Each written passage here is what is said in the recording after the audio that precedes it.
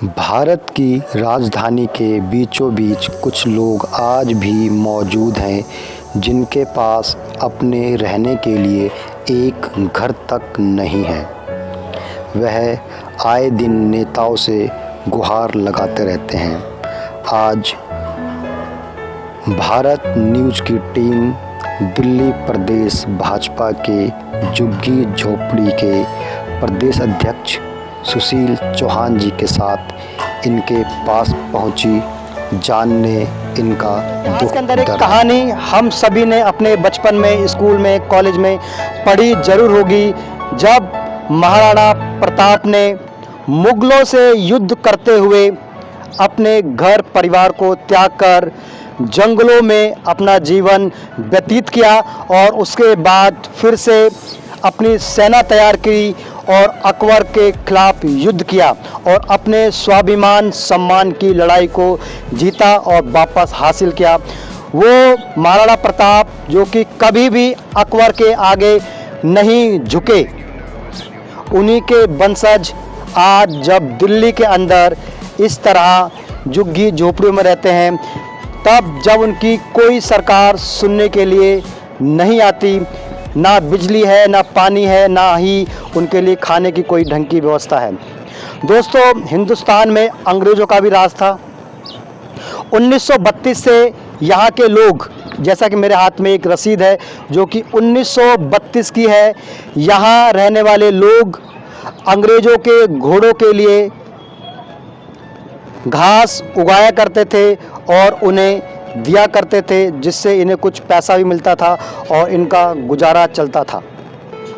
1932 से दोस्तों आप सोच सकते हैं कि कितने पुराने समय से, कितने लंबे समय से यहाँ परिवार रह रहे हैं, लेकिन तब से लेकर आज तक किसी भी सरकार ने इन्हें बसाने के बारे में तो नहीं सोचा, लेकिन आए दिन एक धमकी इन लोगों को ज़रूर दी गई है कि फलानी तारीख को आएंगे बिल्डोजर लेकर के और आपके घरों को उजाड़ कर रख देंगे।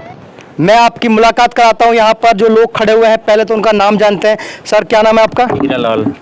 हीरालाल जी। हीरालाल जी, आप यहाँ कब से रह रहे हैं?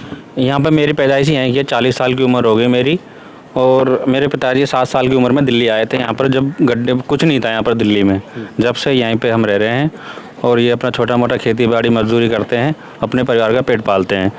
और दिल्ली की विधानसभा ऐसा 1 किलोमीटर दूर है, लाल किला भी 1-1.5 किलोमीटर है और संसद भी 5-6 किलोमीटर है। और यहाँ पर ना तो लाइट है, ना बिजली है, ना पानी है। केजरीवाल जी पंजाब जा रहे हैं चुनाव लड़ने के लिए, लेकिन दिल्ली की हालत तो सुधारे पहले। दिल्ली के यहाँ से विधानसभा 1 किलोमीटर दूर है। आप पूछो उनसे कि लाइट क्यों नहीं दी हमारे को, पानी क्यों नहीं मुहैया कराया हमारे को। पानी पीने का नहीं, लोग ये बर्मे का हैंडपम्प का पानी पीते हैं, इससे पी के बीमार हो रहे हैं। इनको हैजा, बुखार, सारी बीमारियाँ होती है।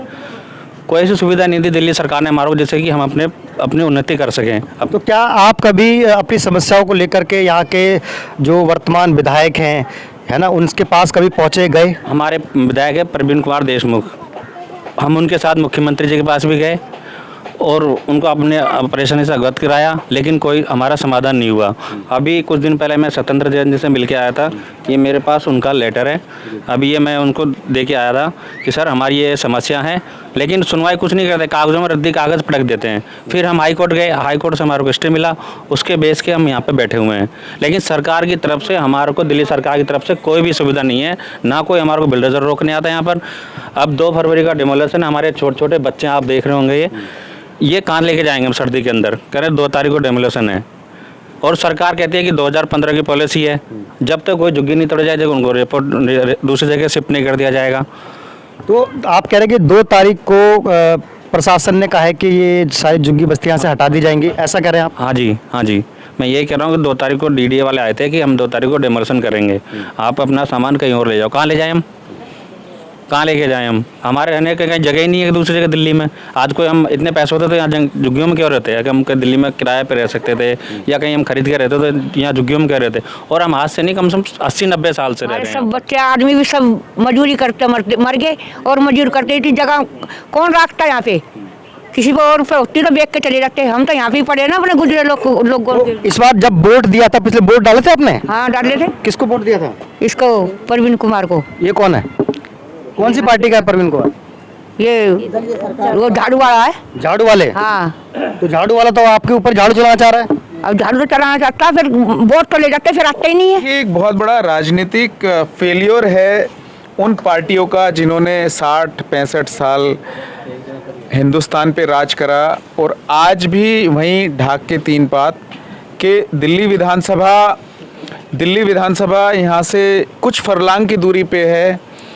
और आज दिल्ली में ये समस्या उन लोगों के साथ है जो 70 साल से यहाँ पे बसे हुए हैं। जिसका काम है उसको करना चाहिए। दिल्ली सरकार का ये सरकारी अमले में उसकी जिम्मेवारी है कि दिल्ली में जो भी गरीब है जिसको अगर स्थापित करना पड़ता है किसी सरकारी एजेंसी को, तो ये दिल्ली सरकार के अमले की जिम्मेवारी है कि उस एजेंसी को लिखित में पत्र दें। पिछले 7-8 सालों से जब से इनके ऊपर विस्थापन की तलवार लटकी हुई है, ये मतलब मैं इस पूरे बेला स्टेट को बहुत अच्छे से जानता हूँ। ये लोग जी नहीं पा रहे हैं पिछले 8-10 सालों से। इनको ये पता नहीं होता कि सुबह हमारी छत रहेगी कि नहीं रहेगी। ये पिछले 8 सालों से चल रहा है। बीजेपी के सारे कार्यकर्ता इनके साथ खड़े हैं, इनकी लड़ाई में साथ ये खड़े हैं। जैसे कि आप बोल रहे हैं कि भारतीय जनता पार्टी के सभी कार्यकर्ता इनके साथ खड़े हुए हैं। हम देख भी रहे हैं कि आप अभी कोई दिल्ली में चुनाव नहीं है, लेकिन फिर भी आप यहाँ पर आए हुए हैं। आइए मेरे साथ, आप थोड़ा सा आगे आ जाइए कि ये मैं अपने कैमरामैन से कहूँगा कि थोड़ा सा दिखाएँ जो यहाँ पर परिवार रहते हैं। यहाँ पर थोड़ा सा पैन करके दिखाएंगे कि ये दिल्ली है और दिल्ली के अंदर हम जैसा कि भारत की राजधानी भी है। मेरे पास एक पेपर है जो कि 1932 का एक पेपर है। अब आप खुद सोचिए 1932 से ये लोग, इनके परिवार दिल्ली के अंदर इस स्थान पर रह रहे हैं, अपना जीवन यापन कर रहे हैं। कई पीढ़ियां इनकी यहाँ पर गुजर गई हैं और लेकिन कोई भी सरकार जो है कि इनकी सुध लेने के लिए नहीं आती। जैसा कि चौहान साहब आपने बताया अभी कि ना तो इन्हें किसानों में गिना जा रहा है, ना ही इन्हें मज़दूरों में गिना जा रहा है, ना ही इन्हें झोपड़पट्टी के लोगों में गिना जा रहा है। तो क्या इन्हें किस में गिना जाएगा कि ये इंसान भी हैं? नहीं है, सिर्फ मतलब सिर्फ वोट देने के टाइम पे ही एक सिर्फ और सिर्फ मात्र मतदाता ही हैं ये खाली। ठीक है, ये जो बात कही है ये है कड़वी सच्चाई कि इनको खाली वोट बैंक की तरह इस्तेमाल करा गया कांग्रेस के द्वारा और आम आदमी पार्टी के द्वारा जो सरकारें दिल्ली में रही। मैं देखिए, आपने अच्छा सवाल पूछा है कि इनका समाधान क्या है इन लोगों का। मैं समाधान बता देता हूँ और हम खुद इस समाधान में इनके भागीदार बनेंगे। दिल्ली सरकार की जिम्मेवारी है कि उनके विभाग, डूसी विभाग सबसे पहले इन लोगों को अपने कागजों में दर्ज करे और उसके बाद काम शुरू होता है डीडीए का। डूसिप चिट्ठी लिखे और यहाँ का विधायक प्रवीण कुमार, मैं उसको चुनौती देता हूँ कि भैया आप यहाँ बड़े वोट लेने इन लोगों ने आपको विधायक बनाया, प्रवीण जी आप आइए, इनके साथ खड़े होइए, इनके कागज़ की लिस्ट बनाइए और मुख्यमंत्री को वो लिस्ट दो कि भैया ये हमारे लोग हैं, हमारी प्रजा है, हमारी जनता है। अगर 2 फरवरी को यहाँ पर डीडीए बिल्डोजर लेकर के आ जाता है, उस वक्त आप क्या करेंगे? देखिए, जब तक इन्हें विस्थापित नहीं करा जाता, इनका हक दिए बगैर हम इनको विस्थापित नहीं होने देंगे। 2 तारीख को मैं खुद आऊँगा अपनी टीम के साथ। हम बुलडोजर को यहाँ इनके ऊपर नहीं चलने देंगे। ये तो आप देख रहे हैं भारत न्यूज़ पर, जैसा कि सुशील चौहान जी कह रहे हैं कि अगर 2 फरवरी को अगर यहाँ पर डीडीए का कोई भी बिल्डोजर इनको यहाँ से हटाने के लिए आता है तो चौहान साहब यहाँ पर इनकी सेवा में, इनको बचाने के लिए तत्पर खड़े रहेंगे। आप देख रहे हैं भारत न्यूज़, देखते रहिए, जुड़े रहिए।